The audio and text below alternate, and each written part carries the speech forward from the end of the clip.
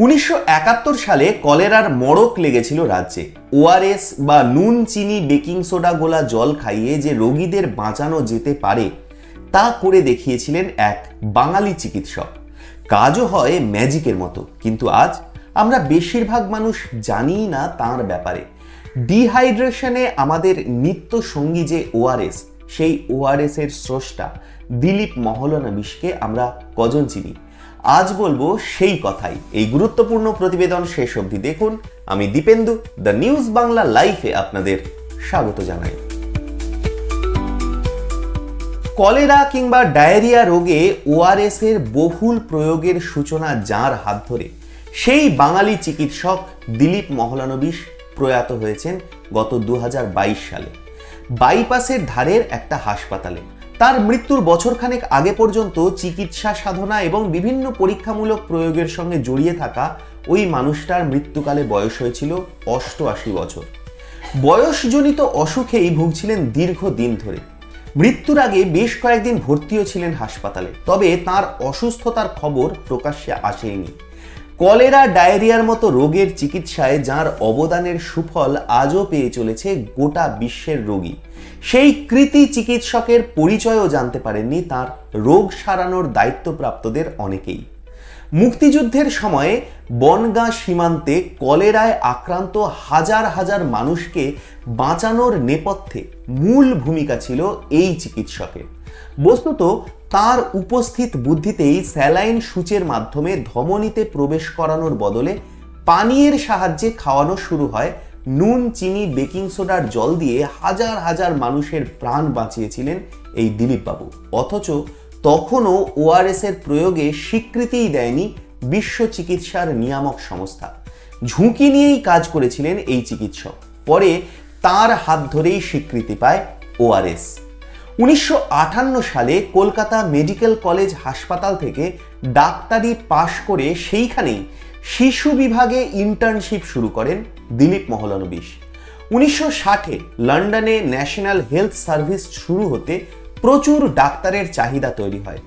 দিলীপ আবেদন করতেই সুযোগও পেয়ে যান। এরপর লন্ডনে ডিসিএইচ করেন, এডিনবরা থেকে এমআরসিপিও, আর তারপর কুইন এলিজাবেথ হসপিটাল ফর চিলড্রেনে রেজিস্ট্রার পদে যোগ দেন এই বাঙালি চিকিৎসক। তখন তার বয়স মাত্র 28 বছর। ওই পদেও তিনি প্রথম ভারতীয়।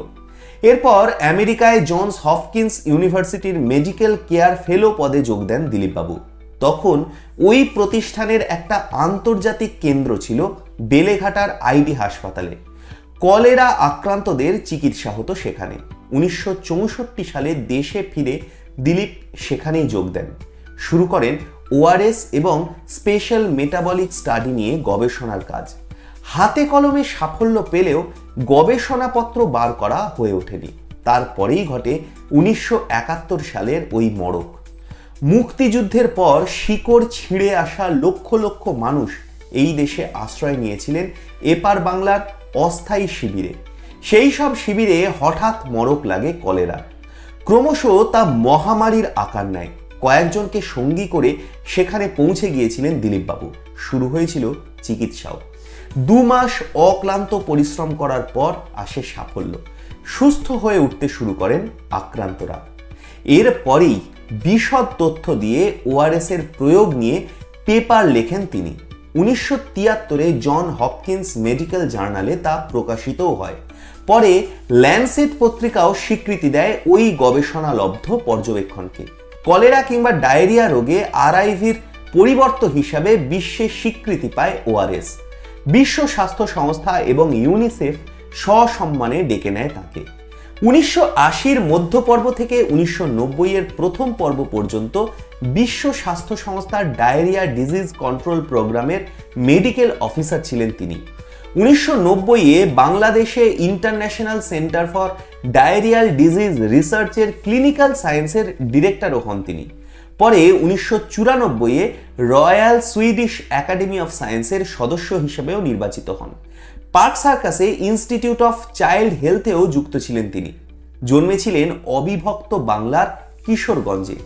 দেশভাগের সময় পশ্চিমবঙ্গে চলে আসেন, প্রথমে বরাহনগর, পরে শ্রীরামপুর।